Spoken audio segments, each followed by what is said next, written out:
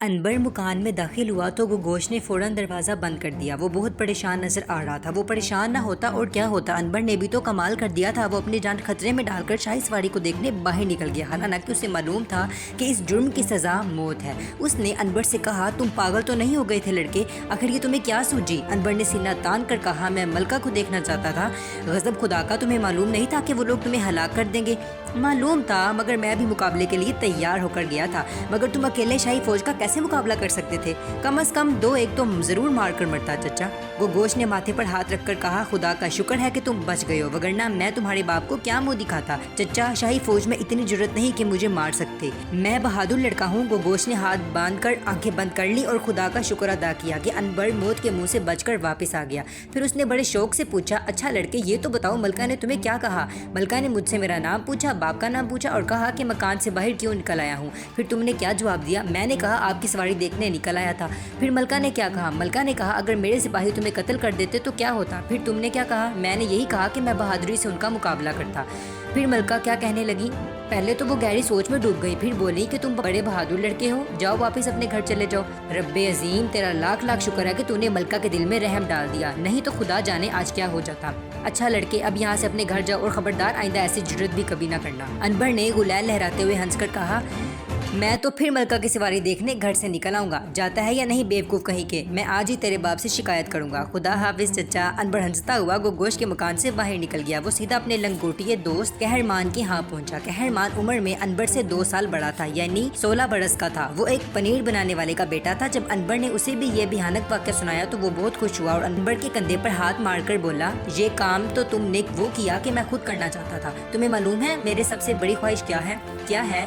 یہ کہ میں ایک روز شاہی فوج کا کپتان بن جاؤں، میرے ایک ہاتھ میں تلوار اور دوسرے ہاتھ میں لوہے کا ہنٹر ہو، میں گھوڑے پر سوار ہو کر غلاموں کے پاس جاؤں اور ان کو زور زور سے ہنٹر ماروں۔ انبر نے کہا، مگر قہرمان، غلاموں پر ظلم کرنا تو بڑی بہادری کی بات نہیں، مزہ تو دشمن کے ساتھ ڈٹ کر مقابلہ کرنے میں آتا ہے۔ قہرمان بولا، بھائی میری تو یہی خواہش ہے، اور تم دیکھنا ایک نہ ایک دن میں ضرور فوج کپتان بنوں گا، اس کے لیے بڑی محنت کرنی پڑتی ہے قہرمان، ویسے تمہارا ڈیل ڈول اتنا ہے کہ تم کپتان بن سکو۔ انبر یاد رکھو، اگر میں بادشاہ کی فوج کا کپتان بن گیا تو تمہیں بھی اپنے ساتھ رکھوں گا اور نیل کے کنارے ایک شاندار محل بنوا کر دوں گا۔ مجھے تمہارے بنوائے ہوئے محل کی ضرورت نہیں قہرمان، میں اپنا خود بنواؤں گا۔ چلو ہم دونوں اپنے اپنے محل خود بنوائیں گے۔ اچھا چلو دریا کنارے چل کر مچھلیاں پکڑتے ہیں۔ دونوں دوست ہاتھوں میں ہاتھ ڈالے دریا کنارے چل پڑے۔ دوپہر کے کھانے پر انبر اپنے ساتھ مچھلیاں لایا۔ ماں نے کہا، بیٹا تم نے بڑی دیر کر دی، تمہارا باپ کب سے تمہارا انتظار کر رہا ہے۔ انبر دوسرے کمرے میں گیا تو اس کا باپ رجال لکڑی کے کٹورے میں زیتون کا تیل ڈال رہا تھا۔ اس نے انبر کو دیکھ کر پوچھا، اتنی دیر کہاں کر دی بیٹے؟ ابا آج میں نے ملکہ مصر سے باتیں کی۔ بوڑھے رجال کے ہاتھوں میں سے زیتون کے تیل کا کٹورا گرتے گرتے بچا۔ کیا کہا؟ ہاں ابا، میں نے مصر کی ملکہ سے باتیں کی ہیں، اس نے خود مجھے بلایا تھا۔ یہ تم کیا کہہ رہے ہو بیٹا؟ انبر کی ماں نے کمرے میں داخل ہوتے ہوئے کہا۔ دونوں ماں باپ انبر کی بات سن کر سکتے میں آ گئے تھے۔ وہ سوچ بھی نہیں سکتے تھے کہ ملکہ ایک روز اپنے بیٹے سے گفتگو کر سکتی ہے۔ انبر نے باپ اور ماں کو شاہی سواری کا سارا واقعہ سنا دیا۔ دونوں بوڑھے میاں بیوی بڑے غور سے واقعے کا ایک ایک لفظ سنتے رہے۔ انبر کہہ رہا تھا، ملکہ نے مجھ سے پوچھا تمہارے باپ کا کیا نام ہے؟ بوڑھے رجال نے پریشان ہو کر پوچھا، پھر تم نے کیا جواب دیا؟ میں نے کہا میرے ابو کا نام رجال ہے، وہ احرام بناتا ہے۔ ملکہ نے کیا کہا؟ کچھ نہیں، دراصل وہ میری بہادری پر بہت خوش تھی، پھر اس نے مجھے واپس جانے کی اجازت دے دی۔ ماں نے کہا، رب عظیم، تیرا لاکھ لاکھ شکر ہے تو نے میرے بیٹے کی جان بچائی۔ باپ نے پوچھا، ملکہ نے تم سے اور کچھ نہیں پوچھا؟ بس میرا نام پوچھا اور پھر چپ ہو گئی۔ ہاں ابا جان بالکل خاموش ہو گئی، مجھے تو ایسے لگتا تھا جیسے وہ کچھ سوچ رہی ہیں۔ وہ میری طرف بڑے غور سے دیکھتی رہی تھی۔ ملکہ عالیہ نے کچھ اور تو نہیں کہا؟ بوڑھے رجال نے اطمینان کا سانس لیا اور انبر سے کہا، اچھا چلو اب ہاتھ منہ دھو کر کھانا کھا لو۔ کھانے کے دوران میں بوڑھا رجال یہی سوچتا رہا کہ کہیں ملکہ عالیہ نے اپنے بیٹے کو پہچان تو نہیں لیا۔ اصل میں بوڑھا رجال نہیں چاہتا تھا کہ ابھی ملکہ اپنے بیٹے کو پہچانے، وہ چاہتا تھا کہ انبر ذرا اور بڑا ہو جائے، پھر وہ خود اس کو لے کر ملکہ کی خدمت میں حاضر ہوگا اور اسے بتائے گا کہ انبر اس کا شہزادہ بیٹا ہے۔ اسے پوری امید تھی کہ اس ملکہ عالیہ اسے ڈھیر سارا انعام و کرام دے گی۔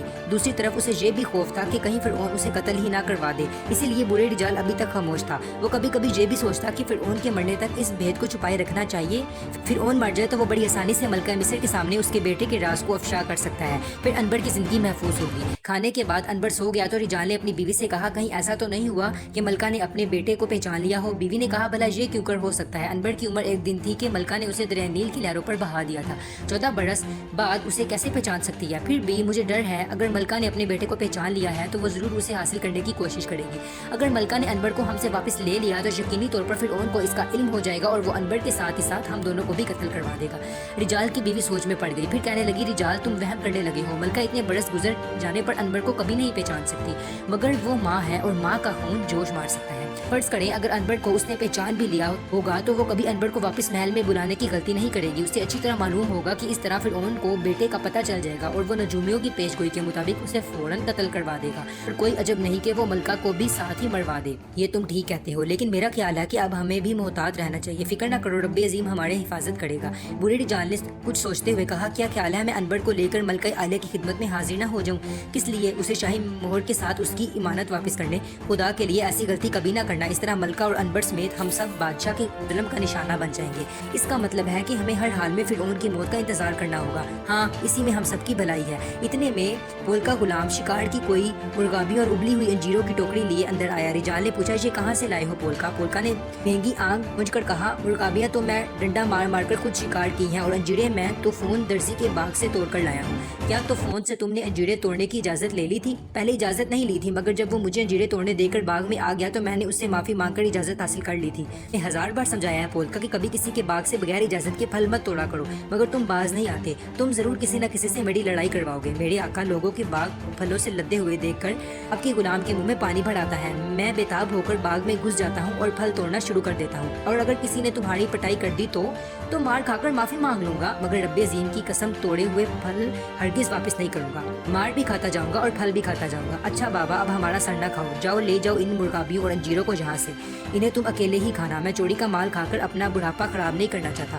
غلام نے چونک کر کہا، میرے آقا آپ اسے چوری کا مال کہتے ہو؟ حضور، یہ تو میری محنت کا پھل ہے. خدا کی قسم پورے 101 مکے کھائے ہیں میں نے ان انجیروں کے لیے، اور ایک بھی انجیر باغ کے مالک کو واپس نہیں کی. بھائی اب چلے بھی جاؤ. جا رہا ہوں میرے آقا. اصل میں برا رجال ملکہ مصر کی سواڑی والے واقعے کے سلسلے میں پریشان تھا، اور وہ غلام پولکا کی بک بک جھک جھک سننے کو تیار نہیں تھا. غلام چلا گیا تو دوسرے کمرے میں جا کر وہ کھجور کی چٹائی پر سوئے ہوئے انبر کو غور سے اور محبت سے دیکھنے لگا. نیلی آنکھیں، سیاہ ریشمی بال، تیکھا شاہی ناک، وہ بالکل مصر کا شہزادہ معلوم ہو رہا تھا. رجال دیر تک اسے دیکھتا رہا، پھر سر جھکائے واپس چل دیا. اسے انبر سے اپنے بیٹے کی طرح پیار تھا. وہ اس کی جدائی کبھی گوارا نہیں کر سکتا.